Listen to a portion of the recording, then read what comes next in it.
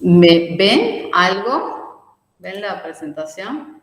Todavía no. ¿No?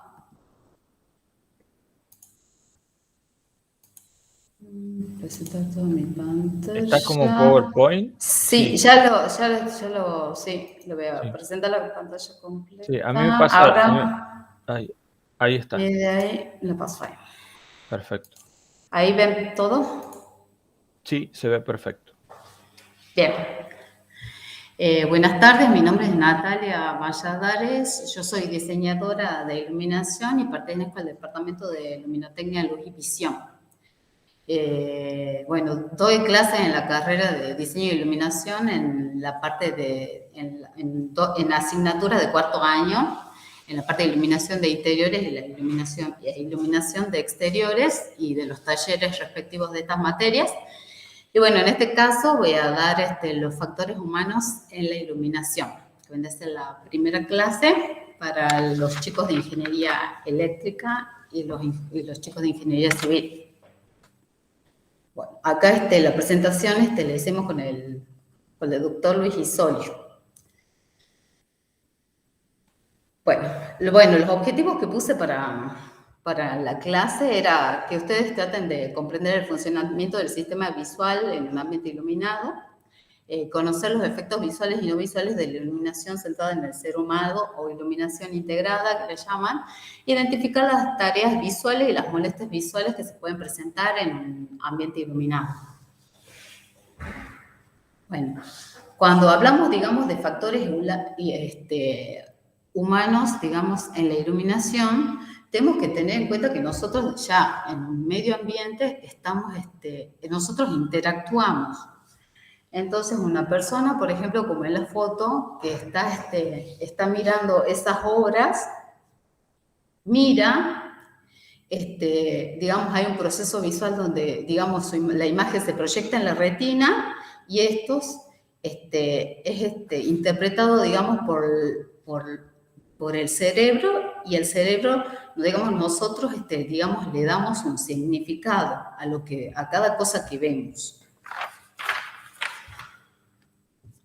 Los factores los factores humanos en la iluminación proveen las bases, digamos, del diseño de iluminación.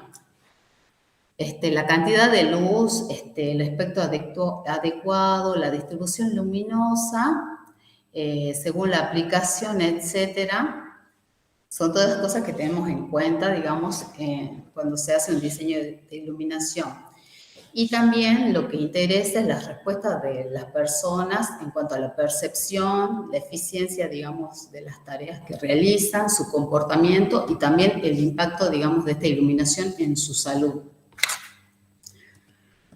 ¿Qué es la luz? O sea, yo comenzaba, digamos, preguntando ustedes, yo creo que la mayoría, bueno, según lo que estudian, ya vieron esto en física, ¿no es cierto? ¿Qué se puede decir? Que la luz es una radiación electromagnética que nosotros la podemos percibir, ¿no es cierto? Como sabemos, la luz, al ser una onda electromagnética, ustedes han visto en física que existe el espectro electromagnético, ¿no es cierto? Bueno, el espectro visible es la pequeña porción que nuestro ojo puede percibir de esta gran gama de espectros que tenemos, digamos acá, donde el rango en el cual nosotros percibimos es de 380 a 780 nanómetros. Esto seguramente lo van a ver más detalladamente en la parte de fotometría y radiometría. Bueno, ahora acá nosotros, ¿cómo es nuestro sistema, digamos, visual humano? Nosotros sabemos, digamos, que nuestro ojo lo que hace es ver y, digamos, a esa imagen, digamos, nuestro cerebro la interpreta. nosotros nos interesa saber cómo está formado, porque en cierta manera sería como que tenemos todo un sistema, digamos, óptico de distintos materiales. Bueno, acá, por ejemplo, podemos ver de que tenemos, digamos, una córnea, que es la parte, digamos, la membrana, digamos, superficial. Tenemos acá la lente o cristalino, la cual, digamos, enfoca, desenfoca, va cambiando, digamos, su radio de curvatura, así como ustedes han visto cómo funcionan, digamos, las lentes convergentes. Después acá tenemos la pupila, que es, digamos, ese espacio que deja el iris, por donde pasa, digamos, va ingresando la luz. Tenemos los músculos ciliares, que lo que hacen es, se encargan de estirar y contraer, digamos, la lente o cristalino. Después acá en la parte, digamos, posterior, tenemos la retina del ojo, y después, digamos, de la retina tenemos otra capita que se llama coroides y después la esclerótica. Y digamos que de cierta manera hacen como que sea como una cámara oscura que no deja pasar, luz afuera. Bueno, después acá en la retina todo está formado, digamos, por distintas células. Acá esta como depresión que ven acá sería la fóvea. Y luego acá en esta parte tenemos nuestro nervio óptico. ¿Qué es lo que nos interesa, por ejemplo, en la parte, digamos, de nuestro sistema visual, la retina? Porque acá, digamos, tenemos los fotorreceptores, que son los encargados de que nosotros podamos ver, digamos, colores y podamos, digamos, forman, digamos, los que nos permiten formar como la imagen, en donde se forma la imagen, digamos, de lo que nosotros vemos. Acá tenemos, digamos, los distintos fotorreceptores, en este caso tenemos los que son conos y los bastones. Después tenemos las células bipolares, que hacen conexión entre los fotorreceptores y, digamos, las células ganglionares, que son, digamos, de esta capa, y los axones de esas glándulas ganglionares son los que forman, digamos, el nervio óptico. Y el nervio óptico es lo que, digamos, lo que manda señales que van a nuestros cerebros y que procesan la información visual que vemos. Bueno, acá como les dije, la retina, bueno, en este caso ya describimos que tiene 5 fotorreceptores. ¿Por qué? Porque de los conos tenemos 3 tipos de conos.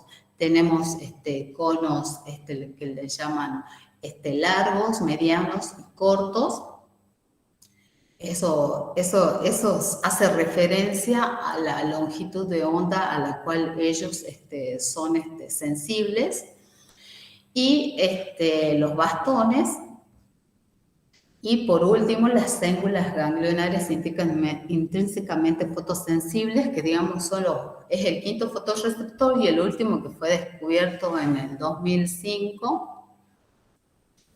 Lo que podemos decir de los conos es que son los que nos permiten que nosotros podamos distinguir colores. Los largos serían los conos sensibles, digamos, en las longitudes de ondas de los rojos. Los medios serían los sensibles a las longitudes de ondas verdes. Y los azules serían sensibles a las longitudes de ondas más bien cortas.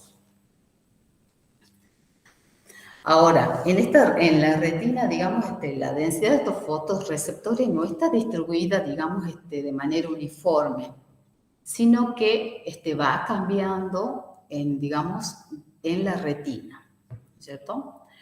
Entonces, acá esta curva nos indica la densidad de fotorreceptores que tenemos, digamos, en la retina. Esta área central, esta depresión, no sé si ven el cursor, espero que sí lo vean, sería la fobia. Entonces, como ustedes pueden ver, la línea roja es la línea de los conos. Y ahí se puede apreciar de que nosotros tenemos una alta densidad de conos en esa zona. Ellos son los encargados de que nosotros podamos ver detalles y podamos ver colores. Después, a medida que, digamos, que se va haciendo más grande el área, digamos, de la retina, fuera del área foveal, vemos que tenemos menor concentración de conos ya, pero tenemos mayor concentración de bastones. Los bastones nos ayudan a distinguir más que todo luminancias, esencialmente más que todo cuando estamos en valores bajos de iluminación. Bueno, en estas gráficas ustedes pueden ver las curvas de sensibilidad de los conos, digamos, azules. Acá ven de los conos verdes o conos, digamos, conos medios. Después esta es la curva de sensibilidad de los conos rojos o large, o sea, de longitudes largas. Y acá pueden ver los picos, que para los conos, conos rojos, tenemos una sensibilidad, el pico de sensibilidad está en los 564 nanómetros, para los verdes en el 534 nanómetros, y para los conos azules en los 420 nanómetros. Y acá, esta línea punteada negra es la curva de sensibilidad de los bastones.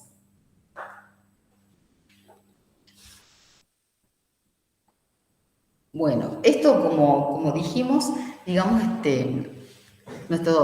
los fotorreceptores vieron que son sensibles a distintas longitudes de onda, y esto también viene de la mano de los niveles también de iluminación, más que todo.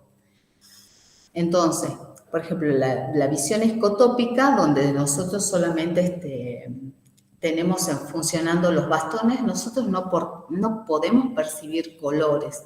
Vemos en escalas de grises. Es como cuando ustedes estén en su cuarto durante la noche y de golpe se despiertan y abren los ojos.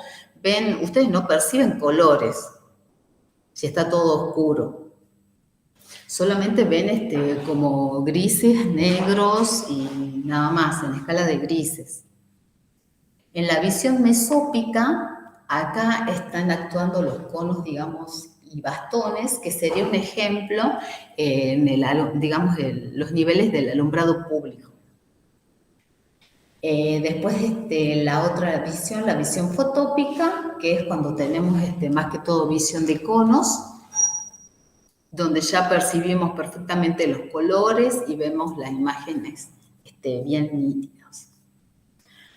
Esos serían como los tipos de visión que nuestro sistema visual puede tener dependiendo los niveles de iluminación. Que este sería un nivel muy alto, por ejemplo, yo acá en mi oficina, en donde estoy acá dando clases, tengo niveles fotópicos, viene a ser como de interiores.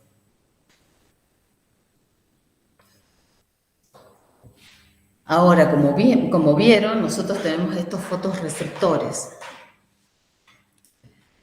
Ahora, la interacción de todos estos, digamos, más que todo de los conos y bastones, en la visión, digamos, fotópica y escotópica, da como resultado estas curvas. Obviamente estas curvas ya se midieron en 1930, si no me equivoco, donde se realizó un experimento y obtuvieron la curva de sensibilidad del ojo humano, ¿no es cierto?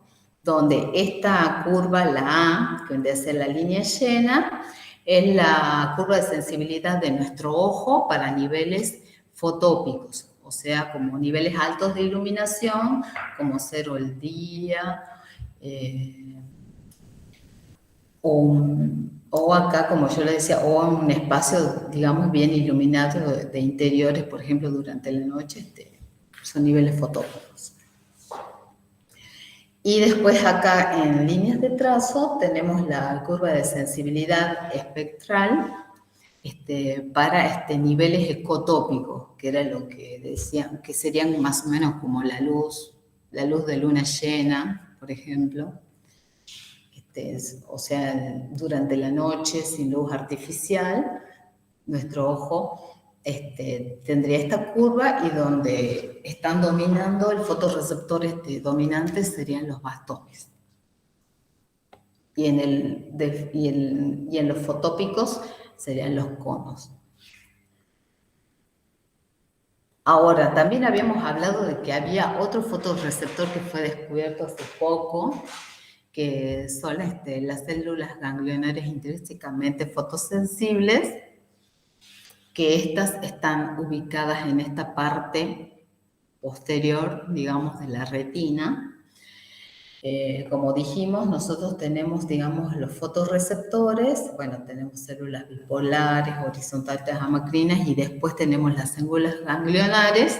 De esas células ganglionares, algunas son, digamos, células ganglionares intrínsecamente fotosensibles, que son los encargados, digamos, de regularnos, digamos, la producción digamos, de melatonina, que es la hormona del sueño, que le llaman,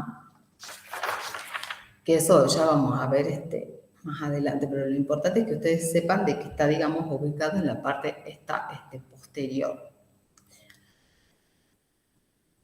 Ahora, como vemos nuestro sistema visual, tenemos a lo que le llamamos nosotros un camino visual, que es el que forma imagen, y un camino visual que no forma imagen, pero que tiene que ver con nuestro ritmo circadiano, que nos regula, digamos, lo que es el sueño. O sea, cuando nosotros tenemos, o sea, es lo que nos regula, digamos, de acuerdo a la cantidad de iluminación, cuándo son los horarios para dormir y cuándo son los horarios, digamos, para descansar. Qué sé yo, vamos a ver con más detallado. Bueno, acá vemos el camino visual y no visual. El visual sería el formador de imagen, donde, digamos, de nuestra retina va y pasa, y, digamos, va a nuestro cerebro y nosotros hacemos la interpretación. Bueno, eso va hasta la corteza, digamos, visual. Y acá, en azul, vemos el camino no visual, donde va del núcleo supraquiasmático, de ahí va, digamos, a la corteza, a la columna intermeridional de la médula cervical, de ahí al ganglio cervical superior, y después va la glándula pineal, que es la encargada de, digamos, de segregar la melatonina, digamos. O sea, sería melanoxina y que provoca la segregación de melatonina. Bueno, el camino visual es el formador de imagen, o sea que nosotros, bueno, ustedes saben cuando han visto en óptica, como nuestro cristalino, digamos, en este caso, o sea, sería como una lente convergente, se formaría, o sea, cuando nosotros vemos un objeto, en este caso el pino, la imagen se forma invertida, digamos, no da vueltas. Acá podemos ver cuál es nuestro camino visual, que, digamos, nosotros vemos, de ahí va a la retina, de ahí va al núcleo, este es el quiasma óptico, el quiasma óptico, de ahí va al núcleo geniculado lateral, y de ahí la información, digamos, va a la corteza visual primaria, que está en la parte, digamos, posterior de nuestra cabeza. Bueno, acá en la parte del camino no visual, perdón, acá me olvidé de poner no visual, me olvidé de poner no. Bueno, acá están también detallados de que cuando la luz entra en nuestros ojos, bueno, ya hemos descrito, pasa toda la parte óptica, digamos, cuando pasa por la lente al humor, humor acuoso, humor vítreo, de ahí va, digamos, llega a la retina, de ahí va al tracto retino hipotalámico, después va al núcleo supraquiasmático, de ahí va al núcleo parvoventricular, después pasa a la columna, intermeridional de la médula cervical, después va al ganglio cervical superior y después va a la glándula pineal, que es la encargada de producir, digamos, melatonina, para que nuestro organismo la segregue. Bueno, el camino no visual y la melatonina. La melatonina, digamos, nos ayuda, digamos, a regular nuestro reloj biológico, traduce, digamos, la información, digamos, del fotoperíodo en que, por ejemplo, puede ser tanto del día y de la noche o de las estaciones también del año. Lo importante, digamos, de que está regulando nuestro reloj biológico o reloj circadiano, que a la vez regula otros relojes periféricos de otras, digamos, hormonas. Acá ustedes pueden ver cómo, digamos, durante la noche, vendría a ser esto que ven rojo, sería la melatonina. Entonces vemos que después de las 6 de la tarde, nuestro cuerpo comienza a segregar melatonina y después vemos que como a las 6 a.m. decae, pero a la vez, como ven lo azul, es el cortisol. El cortisol, digamos, es el encargado, digamos, como de mantenernos alertas o despiertos. Vemos cómo hay ese juego de que cuando una baja, la otra sube. Y bueno, y el máximo, digamos, de melatonina ocurre, digamos, a las 3 a.m., que es cuando supuestamente nosotros tenemos nuestro sueño profundo. En cuanto a la importancia, del reloj biológico es, digamos, lo hace, digamos, a través, digamos, de la luz que llega, digamos, a nuestros órganos. Bueno, como ya les dije, es un mensajero también estacional y controla, los ciclos de sueño y vigilia, o sea, cuándo tenemos que dormir y cuándo no. Por eso, no sé si vieron los teléfonos celulares, ahora uno los puede programar para que, digamos, para cambiarle el color de la luz, para que cuando sean horarios, no sé, después de las 7 de la tarde, tengan luz con o sea, una luz medio amarillenta. La razón es porque, digamos, para anular la melatonina, se podría anular, digamos, con la luz, digamos, azul. Entonces ahí es como que nos quita el sueño y todo eso, pero todo esto, digamos, tener un buen descanso es importante, digamos, para la salud, digamos, integral, porque, digamos, o sea, nos puede traer problemas de sobrepeso, problemas de presión, muchos problemas de glucosa, que todo, digamos, al desincronizarse, hace que, digamos, los otros relojes, digamos, de nuestro cuerpo no funcionen de manera, digamos, óptima. Y bueno, y también, digamos, influye, digamos, acá lo que decíamos en la performance de las personas, como, digamos, nosotros cuando nos levantamos tenemos un máximo rendimiento quizás, digamos, en el medio, digamos, cerca, digamos, durante la mañana. Después del mediodía decae un poco, que eso es, si nosotros almorzamos, se lentece, digamos, nuestro metabolismo, y después vuelve de nuevo aumentar, digamos, nuestro rendimiento, digamos, de la persona, y después decaen, digamos, durante la noche, que es lo que debería ser. Acá, brevemente, voy a definir magnitudes fotométricas de manera general. Después la van a ver en la próxima clase, si no me equivoco, el género OR, en la parte de fotometría. Voy a definir, digamos, estas magnitudes porque porque las voy a necesitar en algunos momentos para definir algunas cosas. El flujo luminoso, se puede decir que es la energía luminosa que emite una fuente, digamos. El flujo luminoso de una lamparita que ustedes encienden es la cantidad de luz que emite, digamos, en todas las direcciones cuando ustedes la tienen ahí encendida. La iluminancia es la cantidad de ese flujo que llega a una superficie. Por ejemplo, yo acá que estoy digamos, acá en la oficina, la cantidad de luz que emite, por ejemplo, estas fuentes de luz que están acá en este cuarto, la iluminancia sería la porción de ese flujo que, por ejemplo, que incide en esta mesa.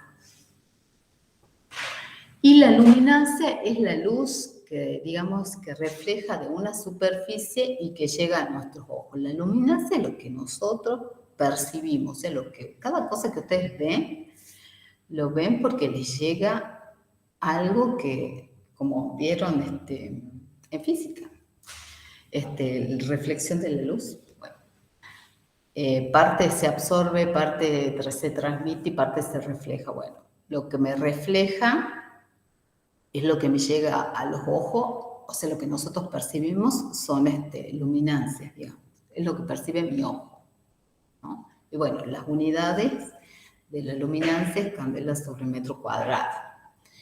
Y la iluminancia retina es una cantidad de luz que me llega a la retina. Son magnitudes fotométricas porque acá nosotros estamos haciendo referencia solamente a la parte visible del espectro. O sea, digamos, en la parte donde el ojo humano es sensible, ¿no? Porque, si no me equivoco, en la óptica se veía el espectro óptico, que el espectro óptico ya, además de la porción visible, está la porción ultravioleta e infrarroja. Bueno, nosotros cuando estamos, digamos,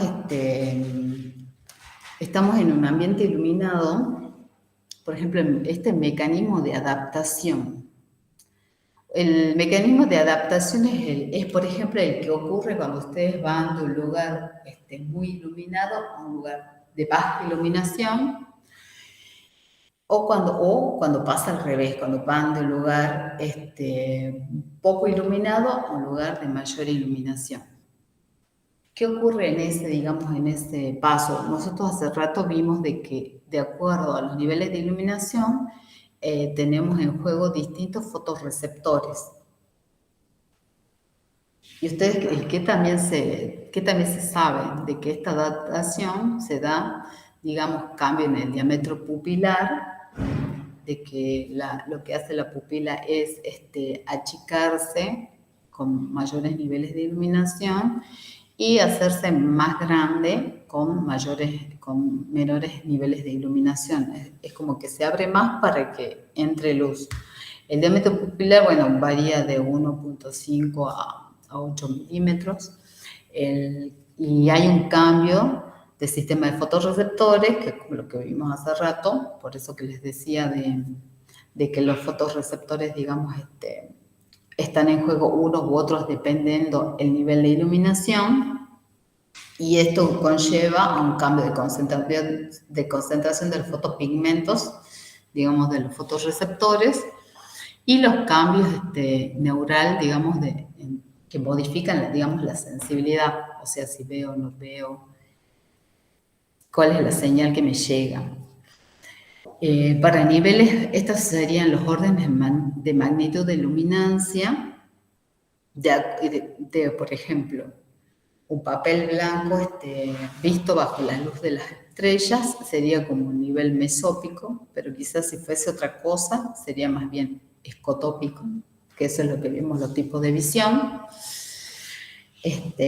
Después, por ejemplo, para la luz artificial interior, que era lo que les decía, ya tenemos niveles fotópicos porque son niveles bastante altos.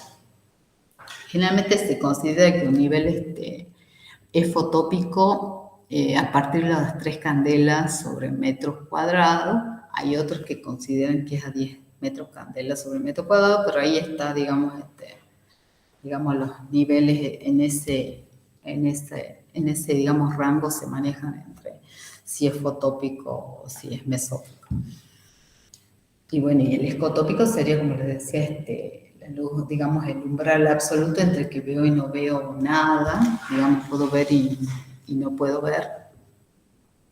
Y como vieron, por ejemplo, no es lo mismo el tiempo de adaptación, no es lo mismo cuando ustedes pasan de un nivel, por ejemplo, cuando van al cine, que es el ejemplo típico, cuando yo voy al cine, y entro y yo tengo los niveles de afuera del pasillo, que por lo general bajan un poquito y después cuando entran a una habitación no ven absolutamente nada hasta que llega un momento que ya distinguen, digamos, ven algo, ven las formas.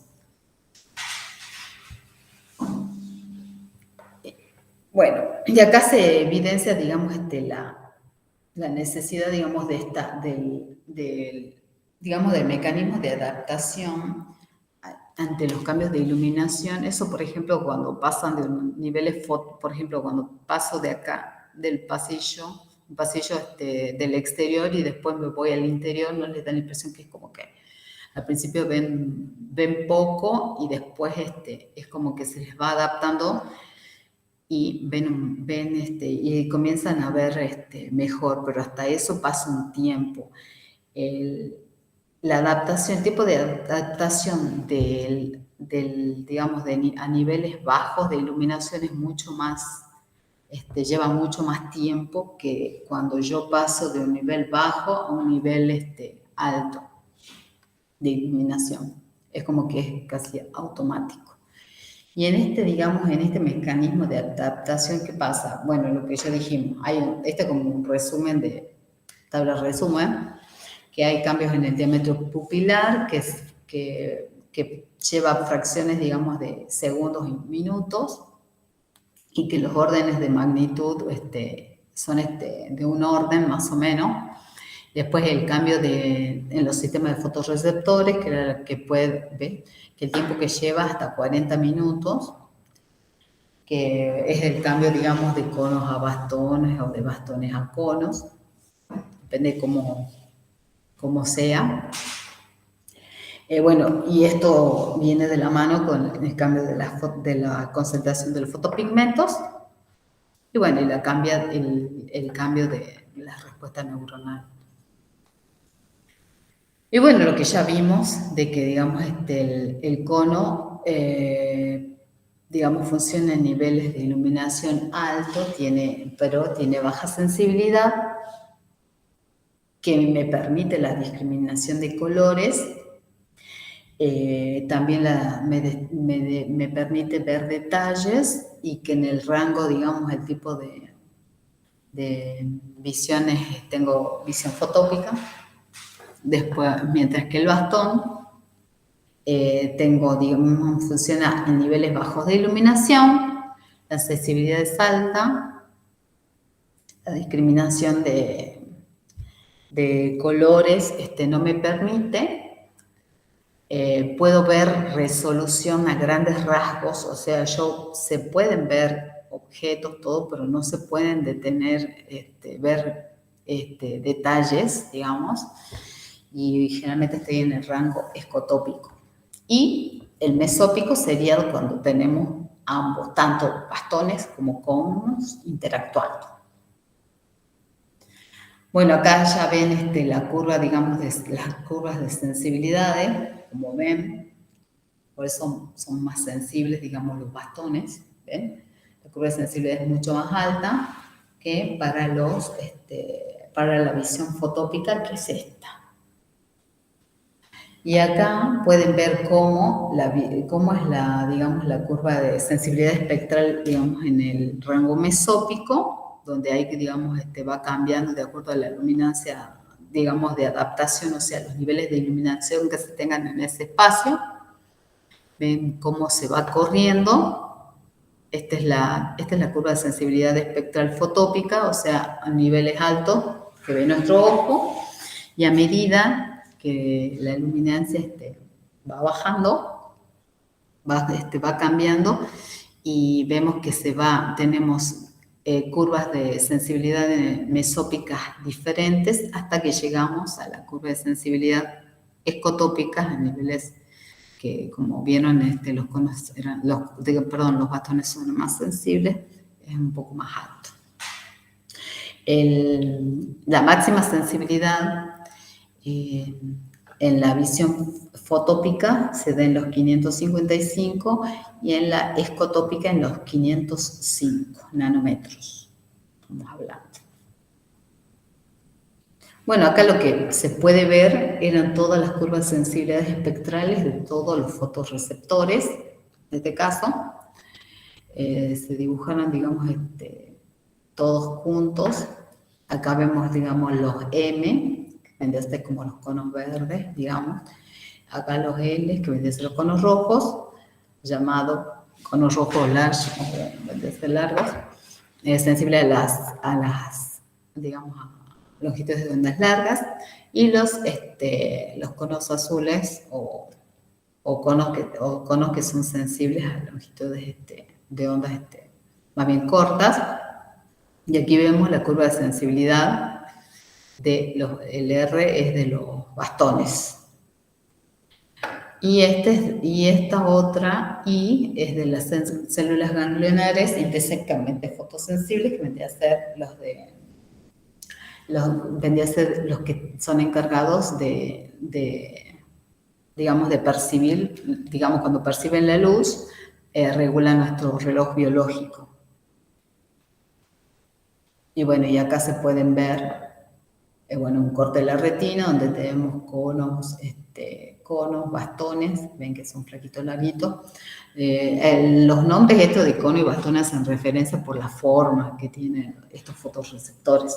Como ven, están como en la última, digamos, en la última capa, porque la luz vendría a incidir en la parte donde están los axones de las células ganglionares que forman el nervio óptico. Y acá ven las distintas células ganglionares, y de estas células ganglionares tenemos, estas células ganglionares son parte intrínsecamente fotosensibles, mezclada entre estas a la vez. El mecanismo de adaptación, me estoy dando que esto es redundante, pero lo importante de esto es digamos, esta curva, donde ahí vemos el cambio, digamos, primero cuando tenemos niveles, digamos, altos de iluminación, como es más, digamos, cómo va, digamos, cae la sensibilidad, como vieron en la otra tabla, ahí sabemos de que los bastones son más sensibles que los conos. Cómo cambian. Digamos que tenemos acá de visión de conos, y que acá, cuando cambia, digamos, los niveles, digamos, van bajando, y, digamos, con el tiempo, cuando nos vamos adaptando, digamos, a niveles más bajos, pasamos a la visión de bastones, y va aumentando nuestra sensibilidad, o sea, comenzamos a percibir mejor, digamos, la información visual que tenemos, digamos, en ese ambiente iluminado.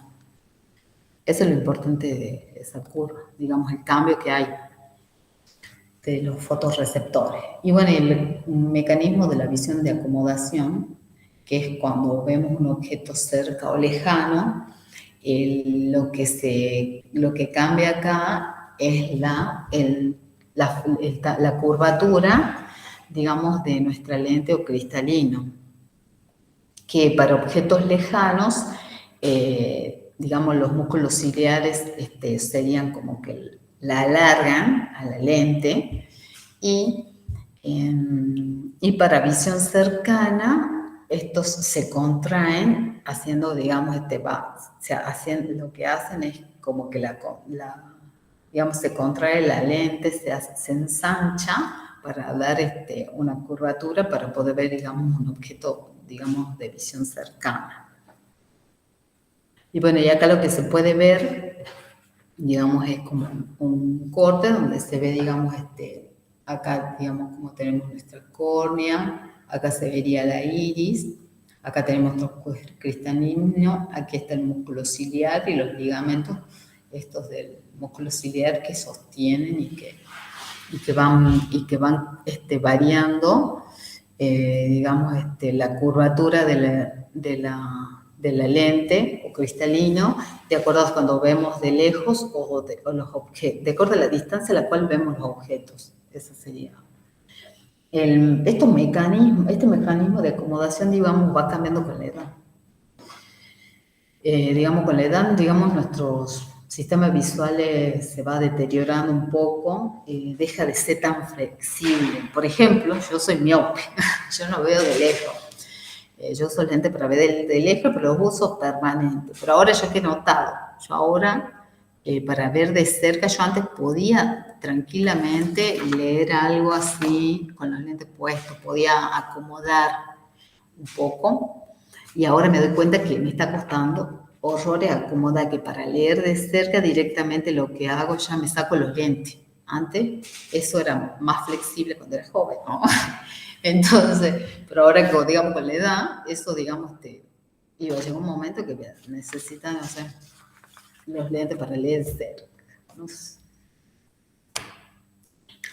Y bueno, bueno, lo que muestran acá es, digamos, que esta sería si tenemos nuestra retina, acá cuando vemos un objeto, digamos, lejano, que se formaría como un punto, acá cuando vemos, digamos, un objeto más cercano, pero si nosotros lo podemos enfocar, la imagen no se vería nítida, sino que veríamos como un manchón, y si logramos ensanchar para que nos forme nuestra imagen nítida, se debería ensanchar más nuestra lente y podríamos ver ese punto, digamos, como era, como en la primera imagen. De manera, y bueno, la calidad de la pupila, digamos, la pupila y la calidad óptica. ¿Cuál es la cuestión acá?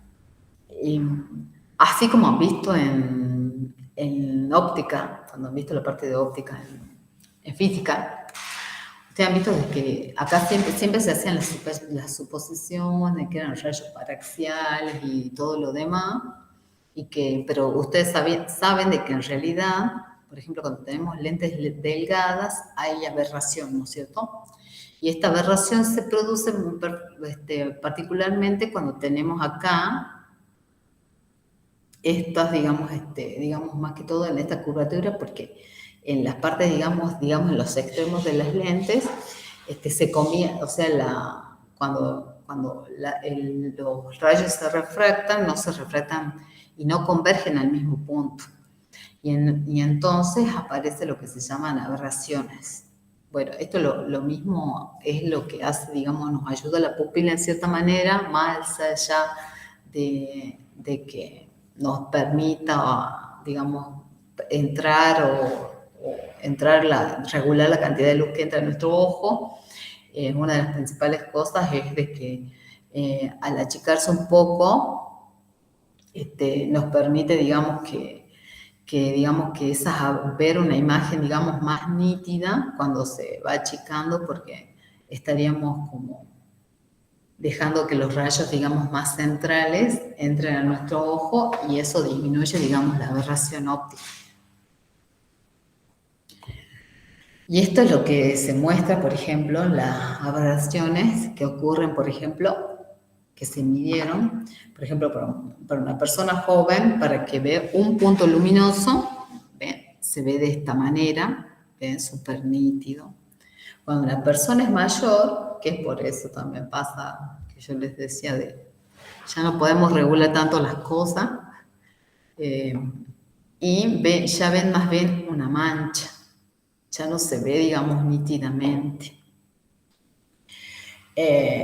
Y después una persona que tiene cataratas, ahí ya ven que es como la mancha, o sea, de un punto de luz, se aparece todavía más, más ampliada, ven como un manchón, no ven, digamos, una imagen, y después esta sería una persona a la cual le hicieron, digamos, cirugía refractaria, por ejemplo, que era miope y le han corregido, que veía casi como una persona joven, pero, o sea, mejora, pero no tanto. Y bueno, y esta calidad de la imagen, digamos, retiniana, ocurre por las aberraciones y por la difusión intraocular. La difusión intraocular vendría a ser cuando la luz se difunde, porque, digamos, lo que decíamos, cuando nosotros somos más grandes, nuestros medios ópticos del ojo también digamos, sería deprecian, pero envejecen y se ponen más opacos. Por ejemplo, la lente, no puse acá una imagen, pero la lente, o sea, nuestro cristalismo se va haciendo más amarillento, además de menos flexible. Y bueno, y el humor vítreo, el humor acuoso, todo esto va cambiando también. Ahora, contrastes. Ahora nos interesa acá los contrastes. El contraste vendría a ser como las diferencias que nosotros percibimos de luminancia. Acuérdense que luminancia es la luz que nosotros percibimos con nuestros ojos. Porque, digamos, el contraste es lo que nos permite ver. Por ejemplo, si nosotros no vemos a través de contrastes, no podemos percibir, no percibiríamos nada, no veríamos nada, veríamos toda una sola cosa pareja. Tenemos contrastes positivos que cuando nosotros tenemos un objeto, suponiendo que el círculo es el objeto, un objeto más claro en un fondo oscuro. El contraste negativo sería cuando tenemos un objeto oscuro y tenemos un fondo claro. Acá me olvidé acá voy a corregir, yo, que me olvidé de poner eso.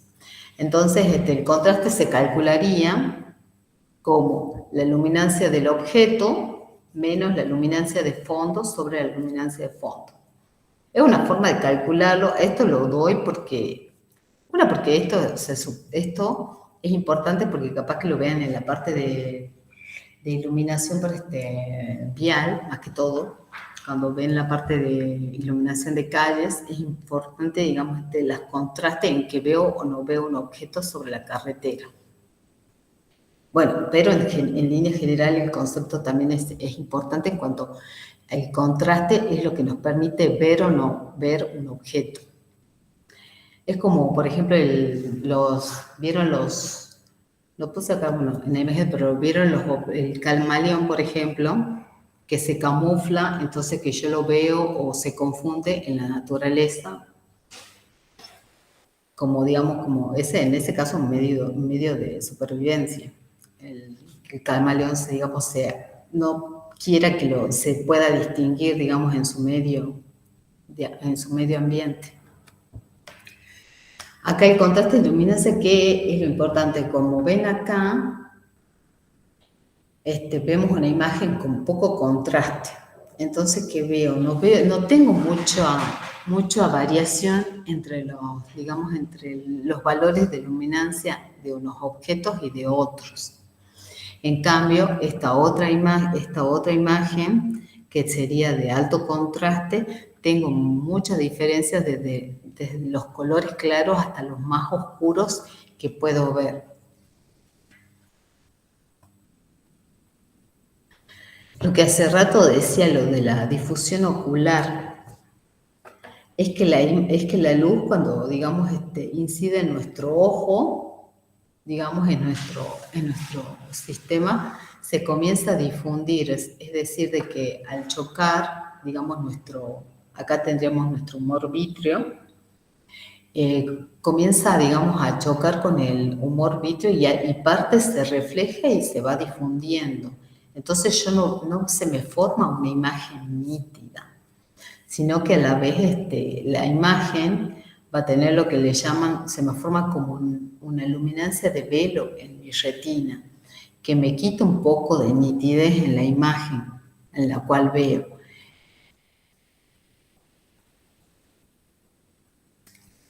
Esto sería en el caso, por ejemplo, que nosotros tengamos una fuente, o sería y que nos dé, digamos, en nuestro ojo, y esta luz, digamos, se difunda y no me permita ver el objeto que estoy viendo con mayor, me disminuye el contraste con el cual yo veo. Eso es como, por ejemplo, cuando, si ustedes verían, digamos, hay una fuente deslumbrante y capaz que como les llega en su dirección de su ojo, no le permite ver un objeto que tienen adelante, distinguirlo, digamos, bien. Y se le forma como sería como una pantalla, como si fuese una capita que se superpone a la imagen que ven. Ahora, acá, como les decía, vendría a ser el contraste. Dentro de los contrastes tenemos el contraste umbral, sería sería el mínimo contraste que yo percibo. Como ustedes pueden ver acá en la figura, yo tengo acá un contraste digamos, de luminancias, donde yo distingo perfectamente. Como ven, acá disminuye, luego acá disminuye, y acá ven nítido, o sea, ven muy poco el círculo, suponiendo que mi objeto, lo que yo quiero ver es el círculo, y acá, si ustedes ven la última, están en que lo ven y no lo ven. Bueno, a eso le llaman contraste umbral. Es lo mismo que yo puedo distinguir. Estoy entre que la mitad de las veces lo puedo ver y la otra mitad de las veces no lo puedo ver. Y bueno, generalmente los primeros experimentos que se realizaron, digamos, de contrastes, de ver hasta cómo funcionaba el sistema visual, hasta dónde podía ver, se hicieron con la medición de contrastes, digamos, umbrales. La iluminación y el efecto en las personas. Acá cuando nosotros hablamos de la iluminación, estamos más que todo haciendo referencia, en este caso, a iluminación artificial. Como vemos, la iluminación artificial, la ventaja que nos trajo fue de que, digamos, ahora podemos realizar tareas, digamos, en horarios nocturnos, por ejemplo, donde antes, digamos, sin ella no la podíamos realizar. Podemos quedarnos a trabajar en nuestra casa hasta tarde, haciendo un trabajo, jugando, o en alguna, no sé, algún encuentro social. Y digamos, en el exterior también, ¿qué podemos hacer? Por ejemplo, con la luz artificial de las calles, podemos circular capaz seguros en la calle. Podemos ir a las plazas y compartir, digamos, ir a correr. Es como que a la vez nos alargó, digamos, nuestros horarios. Y, digamos, tenemos más actividades. Y más que todo en eso, y todo eso también, digamos, es positivo y a la vez negativo, porque como decíamos, lo de los celulares, digamos, al quedarnos hasta más tarde, es como que a la vez no descansamos ni dormimos las horas que deberíamos, porque nos quedamos hasta tarde. Y todo esto, digamos, siempre, bueno, acá hay una discusión de la iluminación centrada en el suelo humano o iluminación integrada. Al principio, digamos, es algo nuevo, digamos, un concepto nuevo, pero es como que se discute el hecho de centrar en el ser humano. O sea, siempre, digamos, cuando nosotros iluminamos espacios interiores, exteriores, lo que se tenga que iluminar, siempre tenemos en cuenta a la persona, digamos. Nunca no se la tiene en cuenta. Entonces, lo que dice la iluminación central en el ser humano es que está compuesta, digamos, por tres partes, digamos, una parte visual, una parte emocional y una parte biológica, que busca, digamos, el bienestar de las personas, que la persona sea más productiva y que, digamos, y que no afecte, digamos, a nuestra salud. Vendría a ser todo esto integrado, digamos, es el propósito, digamos, de hacer, digamos, un diseño de iluminación, teniendo en cuenta a la vez, para obtener una calidad de iluminación, tener en cuenta la arquitectura, tener en cuenta las necesidades, digamos, del ser humano, y además de tener en cuenta la parte económica y energética y el medio ambiente. Bueno, cuando hablamos de la parte visual, es más que todo enfocada en la manera en que tengamos una iluminación para realizar una tarea. Es más que todo algo funcional. Los requerimientos según las normas, según las necesidades visuales de la tarea que se va a realizar. En la parte emocional se busca más que todo la parte de crear una atmósfera para provocar, digamos, un bienestar del usuario, y teniendo en cuenta, digamos, las claves, digamos, arquitectónicas, la parte estética y, digamos, el mensaje también que le llega, digamos, a la persona. Y la parte biológica, digamos, o vendría a ser la parte de considerar el impacto, digamos, en nuestra salud, que era lo que estábamos hablando, por ejemplo, de la luz, de si vemos que cambiamos el color de la luz de las pantallas, por ejemplo, de los celulares, de la notebook, a determinada hora que lo programamos, digamos, para no, más que todo es para no reducir, digamos, la segregación de melatonina, que es la hormona del sueño, para que nuestro ritmo, digamos, nuestro ritmo circadiano actúe, digamos, funcione adecuadamente. Y esto también ayuda para, digamos, como vimos, a la vez, para tener mayor productividad, por un lado, durante el día, y un mejor sueño, digamos, durante la noche, es, digamos, muy importante. Esto también se tiene muy ahí, se tiene que tener mucho cuidado en la parte esta, porque a la vez, digamos, se usa, por ejemplo, en horarios nocturnos para trabajadores, por ejemplo, nocturnos más que todo. Generalmente se usan iluminaciones, altos niveles de iluminación y un determinado color de luz, más bien una luz azulada, para mantener, digamos, a las personas, digamos, en estado de alerta. Que, digamos, en cierta manera, sí, para trabajadores como que se justifica, pero hay mucha discusión en esto porque ya se tiene miedo de que haya un cierto grado de manipulación, digamos.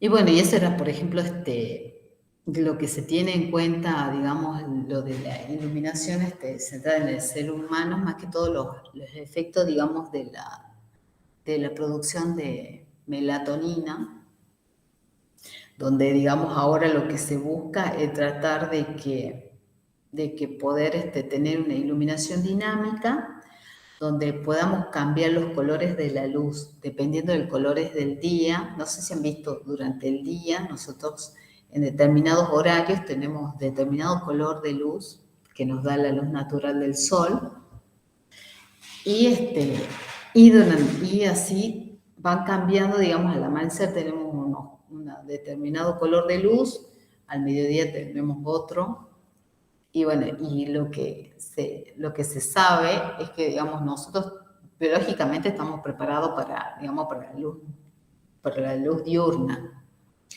Entonces nuestro reloj biológico está, digamos, sincronizado según ese, digamos, ese ritmo digamos, de sueño y vigilia, ¿no es cierto?, que nos da la luz natural. Y bueno, ahora, digamos, con la llegada del LED más que todo, porque antes no se podía, con las luminarias convencionales, no se podía cambiar fácilmente el color de la luz. En cambio, ahora con la tecnología de LED, esto es mucho más flexible, pero son instalaciones muy caras. Pero esto se puede ser usado en beneficio en algunos casos, como es en el caso de iluminación hospitalaria, donde, bueno, se hicieron experimentos donde se le iba cambiando la iluminación de acuerdo a los momentos del día, los que le decía, y vieron de que los pacientes en terapia intensiva, que son los más críticos, porque generalmente las terapias intensivas cuando están muchos días internados, pierden el sentido del momento del día, más aún cuando no tienen ventanas o algo que le dé vendría a ser como una pista en qué hora es. Se desincronizaba y bueno, y eso no era beneficioso, digamos, para su salud. Ahora con la iluminación dinámica, lo que probaron es que, digamos, con esta iluminación dinámica, los pacientes, digamos, se dejaban la terapia intensiva en menos días. O sea, era menor el tiempo de internación en terapia intensiva, por ejemplo. Ese es el efecto.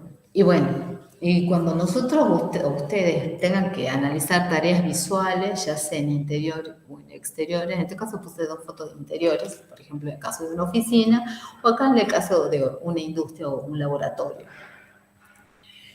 Ustedes tienen que analizar la tarea que está compuesta por una componente visual, una componente motora y una componente cognitiva. Una componente visual es la componente de la tarea que es visual, que veo. La componente motora vendría a ser lo que yo tengo que hacer manualmente. Tengo que manipular, no sé, por ejemplo, esta persona manipula cosas, objetos. Y la componente cognitiva, lo que yo sé que tengo que hacer, o sea, la parte cognitiva. Y bueno, cada tarea visual es diferente. Por ejemplo, en exteriores la tarea visual puede ser conducir un automóvil, entonces yo tengo que poder ver, tengo que usar el volante, usar la maneja de cambio, yo miro hacia adelante, yo sé, o sea, que sé manejar, sé si se me está por cruzar una persona, si está el semáforo, todo eso. Ese sería un ejemplo de una tarea también visual, de una tarea en general. Y bueno, y las condiciones de iluminación influyen cuando uno habla de eficiencia, digamos, cuando uno hace algo de manera, digamos, rápida y sin errores, o con precisión. Bueno, la iluminación y la eficiencia visual, las variables que afectan al desempeño de la tarea son el contraste de luminancias y contraste cromático. Acuérdense que la luminancia la hemos definido por la luz que llega a nuestros ojos, de lo que, digamos, que refleja de los objetos. El tamaño del detalle de la tarea que se tiene que hacer, la calidad de la imagen y la iluminancia retiniana. La iluminación y la eficiencia visual, acá, por ejemplo, para niveles supraumbrales. Supraumbrales le llaman a niveles a cuando yo siempre veo lo que tengo que hacer. Son niveles, digamos, altos. No estoy en niveles en que veo y no veo. Veo, supuestamente veo, niveles en los que veo. Lo que se hacía, por ejemplo, vemos que va cambiando si nosotros tenemos, digamos, por ejemplo, distintas letras, tamaños de letras y a la vez cómo cambia con el contraste. En este caso se muestran los anillos de Landau, donde generalmente la tarea visual es poder indicar cuál es la orientación de ese anillo, ¿no es cierto? Y sería que tenemos que poder leer con distinta tipografía. Entonces se hicieron todos estos tipos de experimentos donde se cambiaban los tamaños, los contrastes, para poder medir, digamos, el rendimiento visual de una persona. Y lo que se hacía era ir tomando, digamos, el tiempo que demoraba en realizar, digamos, la tarea. Acá vemos los ejemplos, vendría a ser ejemplos de contrastes, de luminancia, y este vendría a ser el que llaman contraste cromático, porque cuando nosotros hablamos de contraste, hablamos contraste de luminancia, sería como las diferencias de luminancias de luz, y acá es cuando el contraste cromático, digamos, de luminancia no nos ayuda, quizás el contraste cromático de color, que vendría a ser, sea una ayuda para algunas tareas visuales.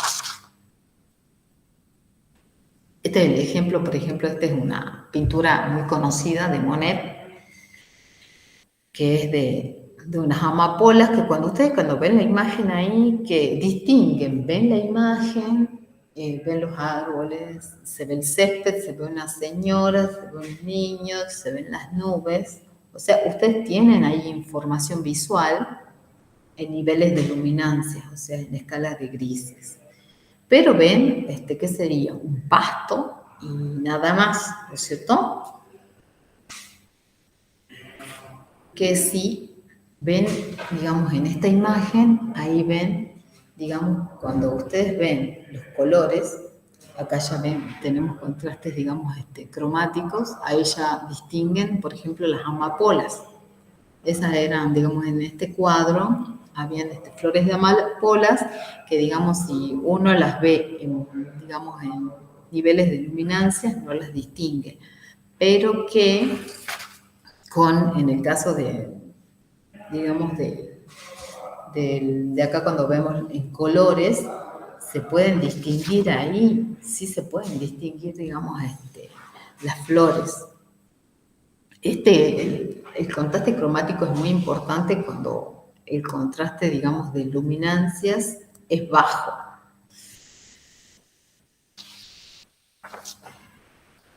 El tamaño visual tiene que ver con el tamaño de la tarea que se va a realizar. El tamaño visual lo podemos calcular acá linealmente como, esta sería, en este caso, como la altura o la tangente, sacando la tangente, por ejemplo, de este ángulo, pero sacamos de este ángulo, bueno, si han visto, no lo tengo que, creo que la parte trigonométrica, por ejemplo, la tangente de alfa sobre 2, que es para tener un ángulo, digamos, un triángulo rectángulo, entonces que la podemos considerar que es igual a la altura sobre eso, sobre la distancia a la cual se ve esa imagen. Este concepto se lo dan porque tiene que ver con el tamaño, como vimos, en las tareas visuales que realizamos en un medio iluminado, interesa mucho el tamaño del detalle que yo tenga que distinguir.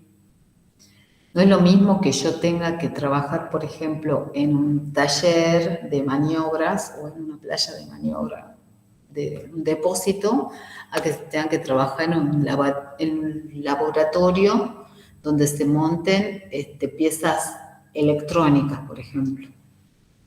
El tamaño del detalle de la tarea no es lo mismo, y esto me va a dar, digamos, una idea del nivel de iluminación que necesita la tarea. Y esto también es importante en cuanto a lo que vendría a ser la iluminación vial, si yo veo o no veo un objeto en la carretera, el tamaño de un objeto. Por eso también es importante. Acá podemos ver, por ejemplo, acá vemos el mínimo detalle que puedo distinguir.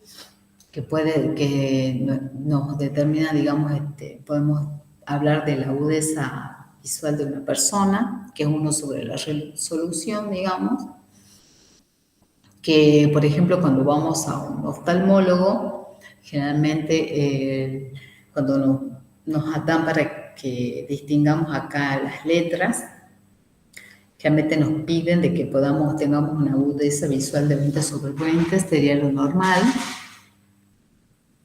En digamos, y en este caso creo que, si no me equivoco, el cartel lo colocan a 6 metros de distancia, o sea que nosotros tenemos que ver la octava línea, entonces vamos a tener una agudeza visual de 20 sobre 20, que sería como de 1.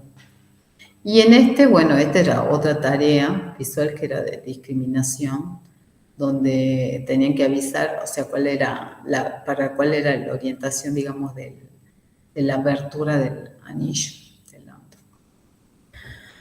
Todo esto interesa porque acá en el modelo digamos, de rendimiento visual se muestra, digamos, la naturaleza no lineal de la respuesta del sistema visual humano, de acuerdo a cuáles son las características del estímulo y cómo son la luminancia, digamos, la luminancia del mismo, el contraste, y de acuerdo a esto podíamos ver cuál era la eficiencia visual relativa, digamos, para realizar las tareas, donde vemos que no siempre más luz significa, digamos, mayor rendimiento visual. ¿Por qué? Porque nosotros, si observamos acá, tenemos acá digamos, en las gráficas, acá tenemos la luminancia, acá tenemos el contraste, la luminancia de la tarea. Tenemos el contraste y tenemos la eficiencia relativa del sistema visual. Vemos que la eficiencia, cuando va aumentando la luminancia, vemos que la eficiencia va subiendo. Y esto a la vez sube más cuando aumenta el contraste, ¿no es cierto? Pero llega un momento que ustedes, si ven acá en esta meseta, donde yo para un determinado contraste, por más que yo aumente los niveles de luminancia, digamos, la eficiencia relativa visual se mantiene prácticamente constante. Por eso a veces llega un momento que, digamos, no voy a mejorar esa eficiencia visual por más que ponga más luz. Eso no siempre significa que, digamos, que más luz significa que voy a tener una tarea, voy a hacer una tarea eficientemente. Ahora, algo que es importante son los aspectos, digamos, en los que se refieren a las molestias visuales, que son cosas que, digamos, las molestias visuales serían una adecuada uniformidad, un deslumbramiento fisiológico, el deslumbramiento psicológico, las reflexiones de velo, las sombras y el parpadeo. Estas molestias visuales lo que hacen es, digamos, impiden que, digamos, que una tarea se realice de manera, digamos, adecuada, y además dan disconfort, provocan disconfort más que todo. La uniformidad, bueno, acá se puso, digamos, un ejemplo de un experimento donde se le preguntaba si les parecía, digamos,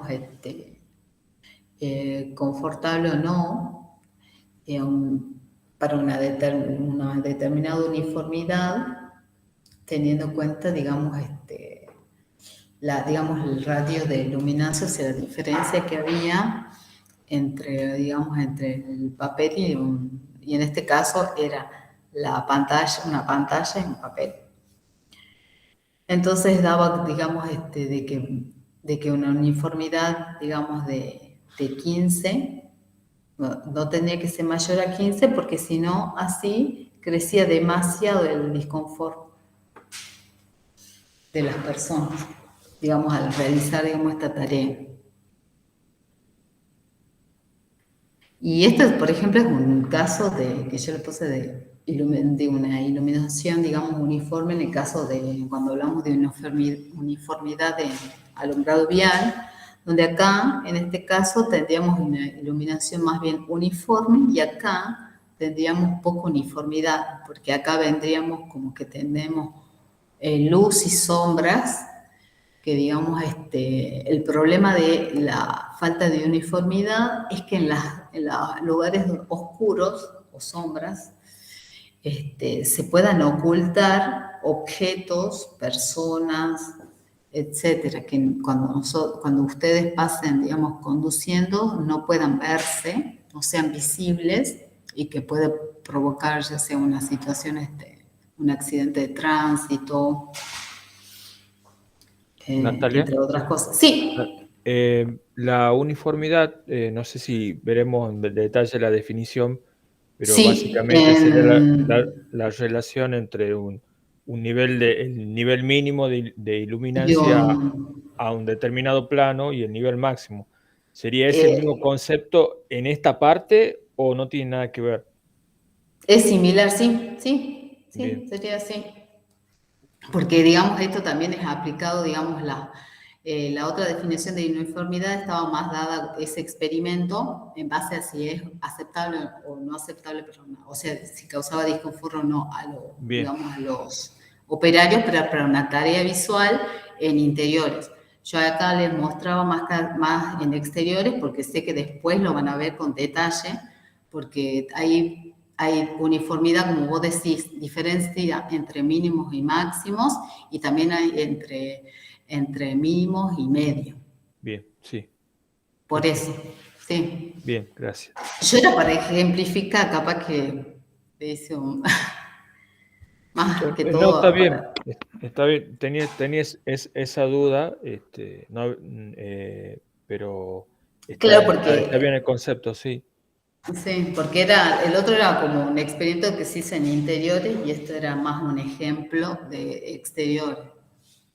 Y la uniformidad del experimento anterior tenían otros valores, 10, Sí, 15, eso, sí, de luminancias.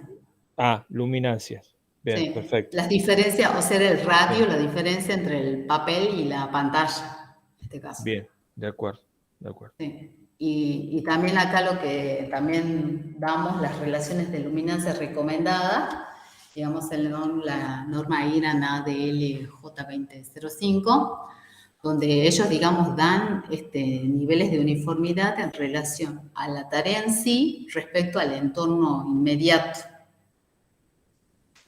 ¿Ven? Bien, Entonces, bien, y aquí, digamos, las relaciones de 3:1, de 10, en ese otro experimento era más que todo si le parecía a la persona, o sea, si le parecía desconfortable o no, o sea, si le bien, provocaba, no le provocaba confort. Esa era la perfecto. diferencia. Ya. Y bueno, digamos, esas relaciones, digamos, de luminancias. Esto más que todo es porque esto puede llegar a causar, digamos, cansancio, por ejemplo, en casos de interiores, cansancios visuales, cuando uno cambia, digamos, de niveles de iluminación, cuando miro la pantalla de golpe. Por ejemplo, yo ahora estoy mirando la diapositiva, es negra y yo tengo al fondo la pared que es blanca. Por ejemplo, llega un momento que, digamos, me provoca cansancio, más que todo, digamos, cuando está uno expuesto a muchas horas.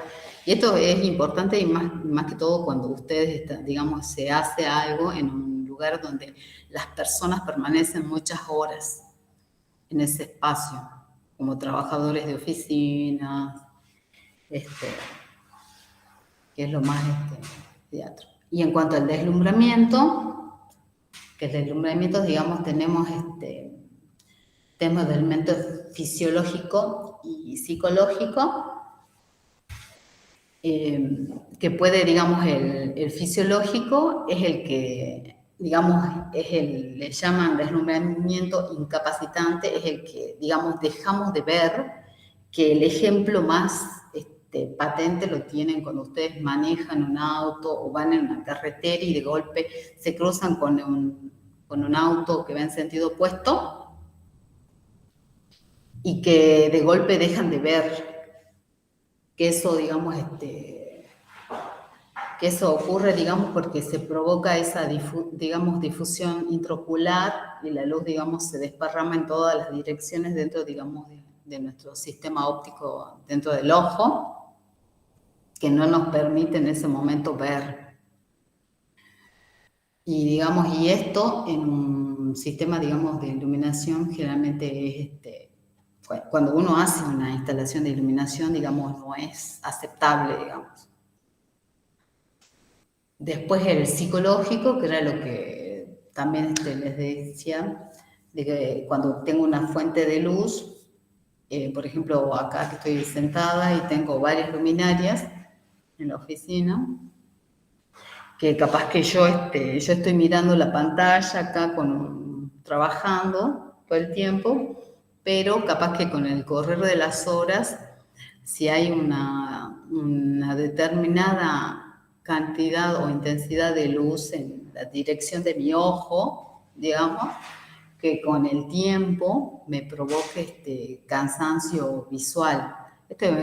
Esto se ve, por ejemplo, cuando que puede, o sea, se ve cuando, por ejemplo, les duele la cabeza, le agarran esas molestias, picazón, les pican los ojos, todas esas cosas que le llaman, digamos, un deslumbramiento psicológico. O sea, yo puedo seguir trabajando, por ejemplo, acá en la computadora, ustedes van a poder seguir realizando la tarea, pero después con el correr de las horas les puede dar dolor de cabeza, cansancio visual, todas esas cosas. Que acá en el ejemplo, digamos, de acá, de la figura, acá ven, la luminaria está pantallada, por ejemplo, tiene como algo que le impide que, digamos, en la dirección de visión del observador le llegue luz directa a los ojos. Si no lo tuviera, como es en este caso, digamos, algo de luz de esta fuente le llegaría al ojo y ahí le provocaría, digamos, podría hacer su tarea, pero le provocaría, digamos, un deslumbramiento, digamos, un cansancio visual en el correr, digamos, de las horas. Perdón. Reflexiones de velos y sombras y parpadeo. Acá las reflexiones, que ahí puse una imagen, que es cuando, por ejemplo, yo tengo reflexiones inadecuadas en la pantalla, debidas a fuente de luz, o la misma fuente de luz puede ser que se reflejen en la tarea, como hacer en el caso, por ejemplo, no sé si vieron que hay escritorios, por ejemplo, que tienen como un vidrio, que eso, digamos, refleja, se producen reflexiones que a veces puede llegar a ser molesto para una persona. Y, por ejemplo, yo ahora, que estoy acá, en mi posición, yo veo, por ejemplo, mi imagen, se produce un reflejo de mi imagen sobre la pantalla, digamos, de la computadora, ahora a donde yo estoy.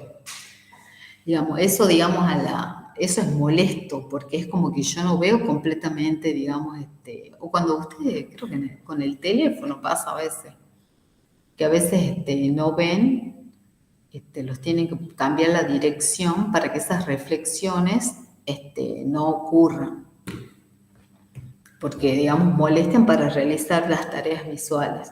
Y las sombras, ¿por qué? Porque uno proyecta sombras y puede proyectar sombras sobre la misma tarea. En este caso, una tarea de escritura. También eso se tiene en cuenta, por ejemplo, en hospitales, donde se colocan las luminarias de manera tal que cuando un médico examine o enfermero examine al paciente, no se produzcan sombras sobre el paciente, porque si no, no se va a realizar una examinación de la manera adecuada.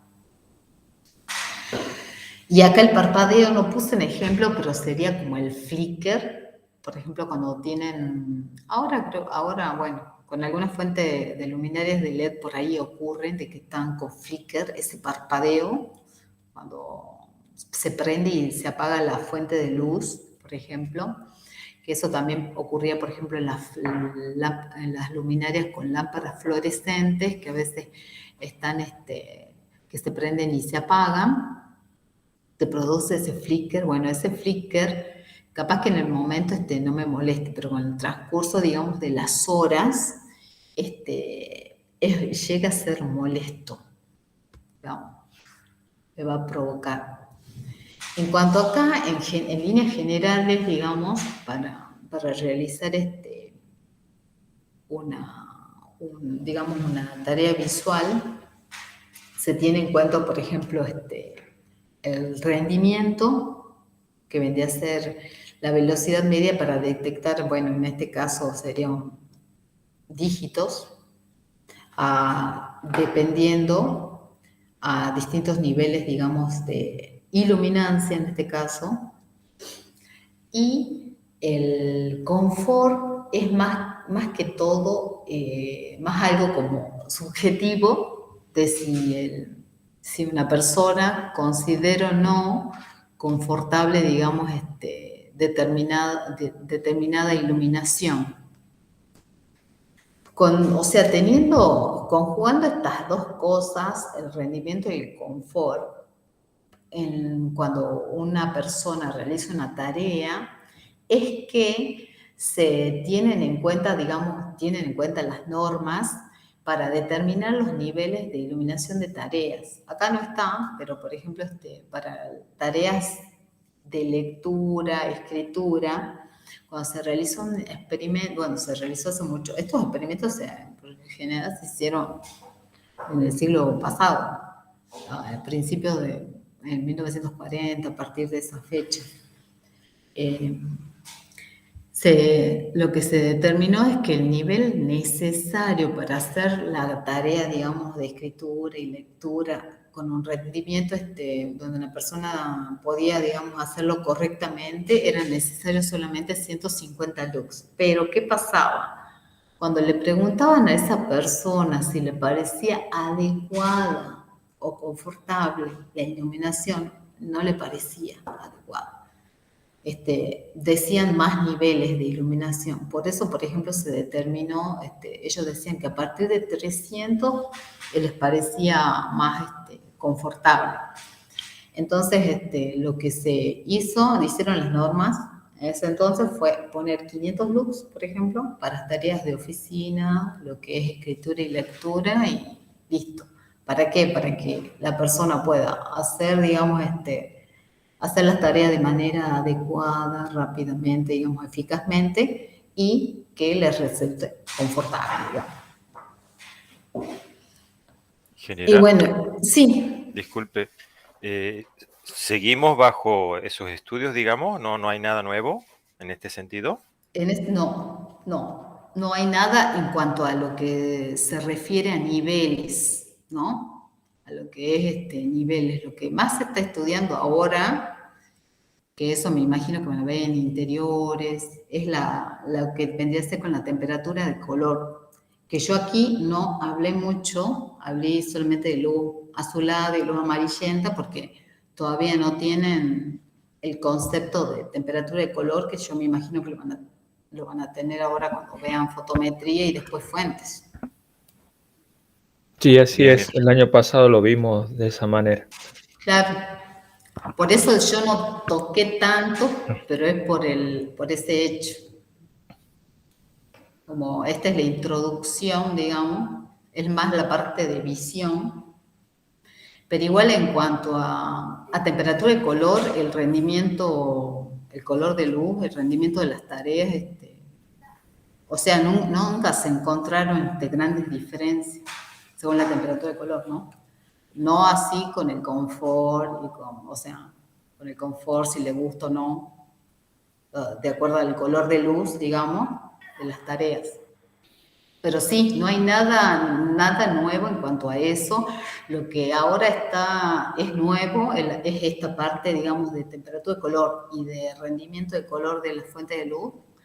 que eso van a ver en fuentes y me parece más que con radiometría y fotometría por la introducción del LED, porque ahora las mediciones que se hacían de esas magnitudes, digamos, ahora están cambiando porque el LED no se comporta de la misma manera que las fuentes convencionales. Pero sí, todos estos estudios, digamos, de rendimiento son viejísimos y no se volvieron o sea, sí se hicieron cosas, pero no se encuentran nada nuevo, digamos. Bien, gracias. No se volvieron a plantear, digamos, los niveles, pero sí los cambios de color de luz. Y bueno, y lo importante en el sistema de iluminación es, digamos, que brinde a las personas, digamos, un ambiente iluminado adecuado para realizar, digamos, la tarea con rapidez y exactitud, digamos, en el menor tiempo posible. Y acá, como ven, las tareas son diversas, que pueden ser así como, les di el ejemplo de cuando cuando alguien está conduciendo, digamos, en una calle o en una autopista, y una persona que está trabajando en una oficina, o así como un jugador de fútbol tiene que tener la iluminación adecuada para poder jugar, realizar su tarea, que en ese caso es tarea de jugar fútbol. Y ahí, por ejemplo, en iluminación deportiva, los niveles más cuando son televisados, que ya van a ver, si no me equivoco, en iluminación exterior, los niveles son muy altos por las cámaras, digamos. No es lo mismo nuestro sistema visual que las cámaras de televisión. Funcionan de otra manera. Y bueno, en resumen, lo que tienen que saber, lo que es importante, considero que es importante, de acuerdo a los objetivos, eran que existen dos caminos del sistema visual humano, el visual y el no visual, que la respuesta del sistema visual humano, digamos, cambia con el nivel de iluminación.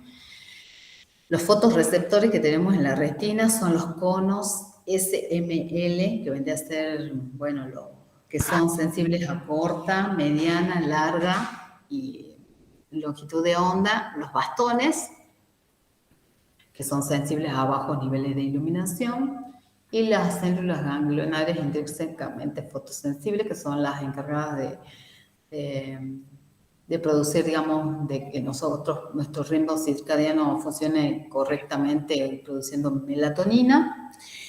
Y que las tareas visuales son particulares y requieren determinadas condiciones de iluminación y que se tiene que tener en cuenta, digamos, la edad de los usuarios del espacio iluminado. Yo me imagino, hasta acá, yo me imagino que yo más o menos traté de poner conceptos.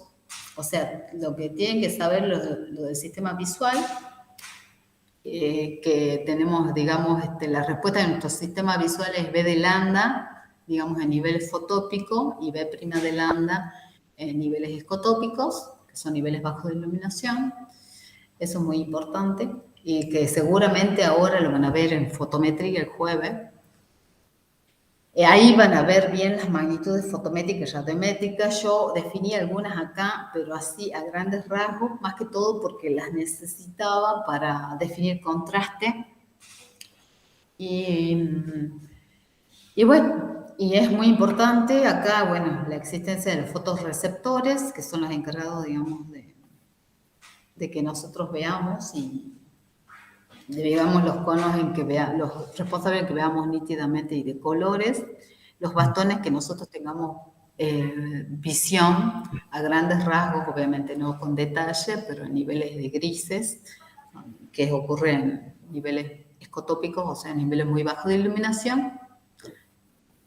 Y y las tareas particulares, tareas visuales, que acá no puse la norma, yo me imagino que después la van a ver en interiores, y en exteriores respectivamente, tienen distintas tareas visuales que son muy variadas y que de acuerdo a eso se van a plantear los sistemas de iluminación que se requieren. Y bueno, y después me imagino se va a complementar ya sabiendo la temperatura de calor, el CRI y todo lo demás. Yo creo que van a llegar bien. Y ahí terminé. Bueno, eh, Gracias. yo Disculpen que por todo. bueno, muchas gracias, Natalia. Quería hacer un comentario antes si Sí, tienen alguna sí, pregunta. Bueno, sí, reafirmar lo que venías diciendo, que bueno, esto es una introducción, más que sí, nada perdón. para mostrar los conceptos más importantes en el diseño de un sistema de iluminación y bueno, quería decirle a los alumnos que vamos a ver en detalle algunos conceptos particulares, el tema de la sensibilidad, el tema de lo que es radiometría, fotometría y también en detalle las fuentes. Sí, las Y, fuentes y- de luz. exacto. Y los conceptos, Sí. esto, el tema de tarea visual, la parte de contraste ¿Eso para y todo qué? eso, sí, Sí, eso para qué es importante, considero, la parte de, digamos, de eso se basan las normas, claro. tanto, así como se hicieron yo ahora, lo que estaban mostrando eran experimentos en interiores, pero también Sí, se hicieron experimentos en exteriores, claro, que, pero que el concepto de contraste, o sea, es aplicable tanto para interiores como para exteriores, sí. por ejemplo.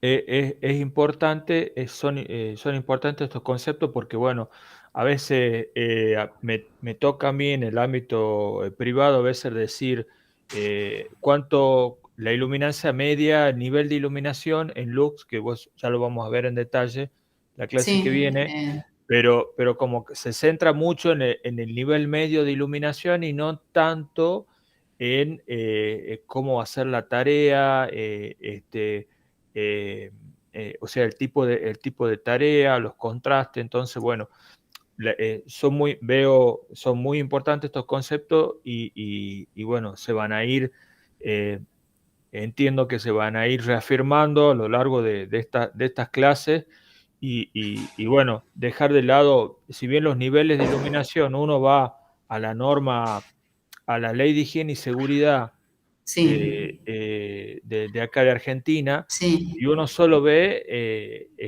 niveles de iluminación para el tipo de industria, dice 500 lux oficina, 200 lux, 100 lux en pasillo, y bueno, como que estamos acostumbrados a ese tipo de diseño De diseño, sí. y, y- y- Y y- no es y tan creo, así. y no es tan así, creo que va más allá, va Sí, más allá de llegar a un nivel y es importante, si bien son esta clase es para ingenieros, pero el ingeniero tiene que abarcar todos los aspectos de la iluminación y creo que lo has resumido bastante bien en esta clase y creo que lo vamos a profundizar en las que viene. Pero sí, entiendo que ese es el motivo de empezar con esta clase. sí. Sí, aparte yo Sí, me imagino que, bueno, yo sé que en fotometría van a ver la parte de los espectros. Yo sí, acá nombré el espectro electromagnético, todo eso, y hablé un poco de lentes por el mm, cristalino, porque yo sé que ellos tienen conocimientos ya de física. así es. Considerando eso, Sí, y también, o sea, considerando que o sea, que esto van a usar después. Y el mm, sistema visual, que eso, lo que ellos, los chicos, digamos, lo de esto, y sóleo y todo ello, les interesa, digamos, cómo funciona nuestro ojo. mm, Es importante saber que la respuesta, digamos, que tenemos de B de lambda, que le llaman, en niveles fotópicos, que también la van a ver ahora en fotometría y radiometría, la ven, así es. van a ver las magnitudes fotométricas y radiométricas, en fuentes van a ver los espectros, las distintas fuentes de luz, también la temperatura de color, yo acá Así. mucho no quise ahondar mucho porque no me quería meter en el tema, porque ya la van a ver en radiometría y después lo ven en fuentes, los dos, ambos, sí, Así es. ambos van a tocar la parte de temperatura y color correlacionada de las fuentes de luz, que eso no lo quería, digamos, ahondar, pero no... Yo básicamente más me quise centrar en el sistema visual y en las tareas visuales, digamos. Así es. Y después, ¿qué más le iba a decir? Y en interiores, me imagino que van a ver la parte de hacer una iluminación interiores. Y bueno, y ahí capaz que, bueno, surja lo del deslumbramiento. Lo que sí, no sé en qué se basará, no he hablado bien con el Raitelli, pero digamos las normas IRAN de acá, las ADL, están como un poco desactualizadas, porque hay algunos otros parámetros que hoy en día se usan, me imagino que les van a dar esos, más que todo. Y bueno, y en el exterior seguramente ellos siempre están bien. Pero es importante, digamos, estos conceptos de contraste, de uniformidad. Yo espero que me hayan entendido, tratado de relacionarlo más que todo pensando en lo que van a ver más adelante. Bien. Sí, No sé si... seguro vamos a reforzar estos conceptos con ejemplos. Lo hizo el ingeniero Raitelli el año pasado con iluminación de Sí. interiores, todo el tema de, se volvió a remarcar el tema de confort, cuáles son los objetivos de una iluminación y bueno, abarcar todos los aspectos. Uno de los aspectos es el nivel, pero no es el único, así que eso sí se van ahora se han introducido los conceptos, pero se van a ver en detalle ya en lo que es el cálculo ya o el diseño, mejor dicho, Sí, de la iluminación de interiores. sí. Así que Yo te voy a pasar, les paso la presentación, vale, le paso a usted la presentación sí, por favor. y cualquier cosa me pregunta o consulta, le manda a Bien. Isoli. Bueno, no sé si alguien tiene alguna consulta. En el medio de la clase yo no me di cuenta, hubo una pregunta. En algún momento se mencionó un valor de luminancia negativo. No sé si eso es... Contraste negativo, el contraste negativo. dije. Contraste. Sí, Perfecto. Que se calcula con las luminancias. con Perfecto. las luminancias, Bien. digamos, entre las diferencias entre el objeto y el fondo. Bien, de acuerdo. ¿Y alguna otra consulta? Sí, buenas tardes, profesora. Tengo Buenas una tardes. consulta. Sí, Cuando usted habló de contraste de luminancia, dijo que sí. era lo que permitía ver. Sí, eso es lo que nosotros nos permite ver, porque nosotros vendría a ser como que nuestro ojo sensa. Si yo no viera, por ejemplo, eso era lo que les decía, el ejemplo de un camaleón, o sea, trasladado a la vida real. Yo podría ver, por ejemplo, a ver, espere que busque la gráfica esta es la que mejor. Este sería como un contraste umbral. Por ejemplo, ustedes no sé si distinguen bien acá el La circulito que última no. está. La última yo por ahí la distingo y por ahí no. Por ejemplo, en mi monitor, eso también va a depender del monitor. Claro, Yo claro. estoy entre que la veo y no. Sí, cambiando Entonces yo ahí, se la claro, puede ver. ahí, por ejemplo, si yo tendría un objeto con la misma luminancia, en ese caso, que el fondo, yo no lo podría distinguir. ¿Entendés? Por ejemplo, eso podría pasar en esas zonas oscuras que veíamos en iluminación vial.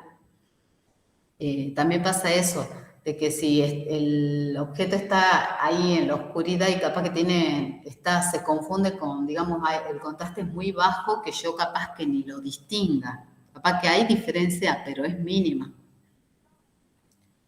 Por eso está entre que veo y no veo, en el sentido de que entre que veo y no veo un objeto en un lugar, en un espacio determinado, con una luminancia de fondo. Y depende de la actividad también, ingeniero, disculpe. No es lo mismo Exactamente, estar en un monitor que manejando un vehículo a la noche. exactamente, porque las tareas visuales son totalmente diferentes, el contexto es diferente, entonces los requerimientos para cada tarea es distinta. Vos mismo lo acabas de decir. ¿Ve? Claro, Ahí vos diferente tiempo de mismo. respuesta y otras cosas. Exactamente, exactamente. Sí. Mi pregunta iba al caso de que usted utiliza una presentación con un contraste positivo, sería por el fondo negro.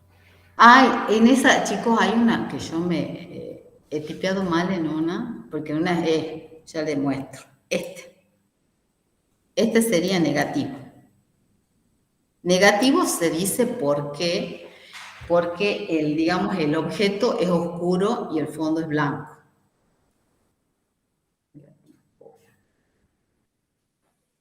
Una Y convención sería. también porque acá, si ustedes lo harían, si ustedes harían esta diferencia, hacer la luminancia menor, les va a dar acá un número negativo. La diferencia negativa, pero es simplemente un número. O sea, no... La cosa es que se lo pueda ver. ¿Sí? Por eso le llaman generalmente contraste negativo, porque el objeto es oscuro y el fondo es más claro. Y el contraste positivo, porque el objeto tiene mayor luminancia y el fondo es oscuro.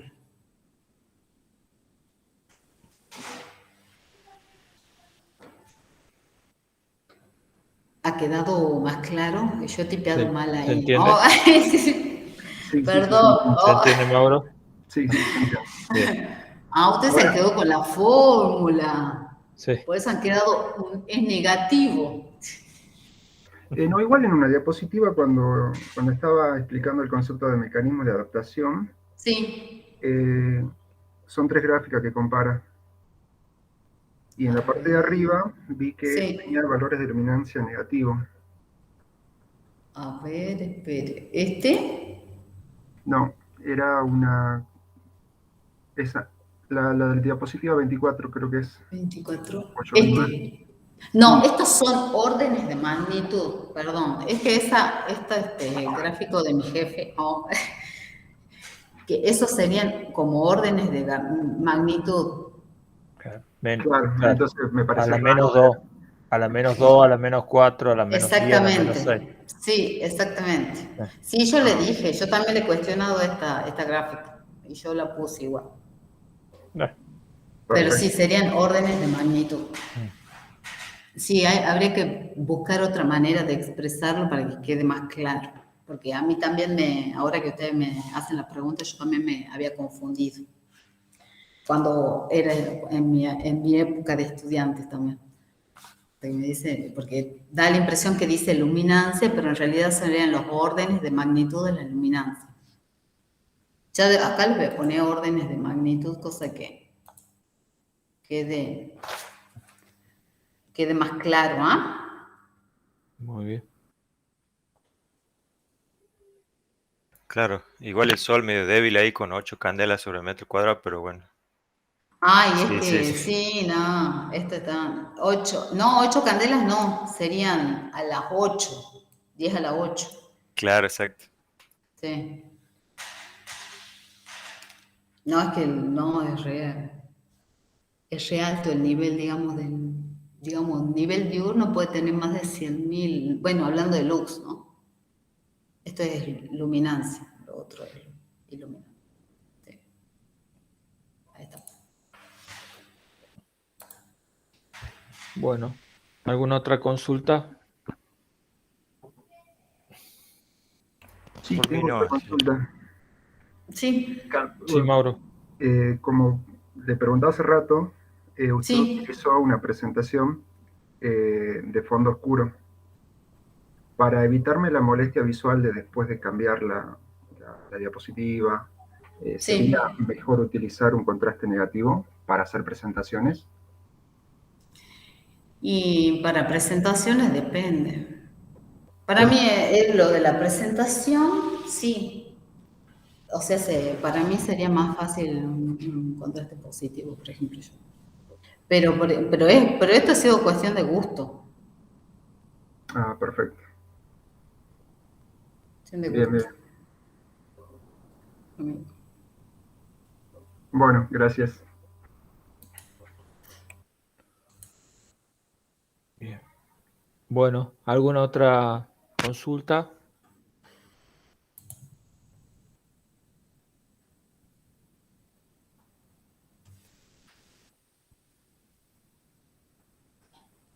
Bueno, Ha quedado con el contraste. Me quedo pensando en el contraste.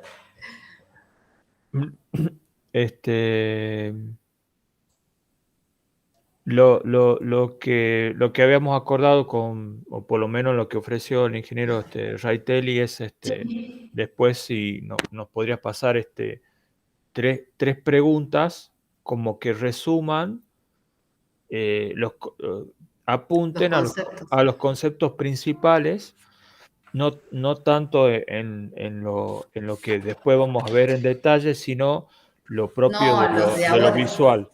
Sí, la parte visual. Eso después nosotros lo incorporamos en los prácticos y tratamos de enfocar, ¿no? Por esas tres preguntas se pueden generar otras, digamos, pero esas tres preguntas nos van a servir de guía como para poder ahondar o preguntar sobre los principales aspectos que consideres conveniente remarcar y que, bueno, que son conceptos, como lo dijimos recién, que se van a reforzar a medida que vayamos avanzando en, por ejemplo, el diseño de iluminación y también en lo que es fuentes y todos los temas que quedan. Sí, fotometría y radiometría, por ejemplo, es muy Sí, importante. sí, Esa parte y la parte de fuente también, la parte espectral. así Porque es, así es. digamos, porque digamos, chicos, tenemos la fuente de luz, pero esto interactúa con objetos, con las personas y con los objetos también. Así es. Ujú. Sí. Bueno, Bueno, muchas gracias, algunos, chicos. Espero que bueno, me hayan aguantado. Me hayan no, aguantado. no, muchas gracias Natalia, muy claro todo y bueno, esperamos esas preguntas y bueno, me tomo el atrevimiento de, bueno, si surge alguna pregunta o alguna consulta de los alumnos, de Sí, retransmitirla. sí, ¿Mm? sí. Este, así que bueno, No, de pero nuevo bueno. gracias Gracias, y chicos. No, a Anden usted. bien. bueno, Anden bien. bueno, muchas gracias. Buenas tardes. Buenas tardes, Hasta que anden luego. bien. Hasta Hasta luego. luego. Hasta luego. Gracias. Gracias por la Luego. presentación. La próxima clase es el viernes a las 18. Y cualquier cambio se lo estaremos informando. Esta semana sigue como lo programado, ya veremos la semana que viene. Bueno, Una profe. consulta, ingeniero. Sí, Gracias. El día miércoles tendríamos que algo en la mañana, práctico o teoría. eh,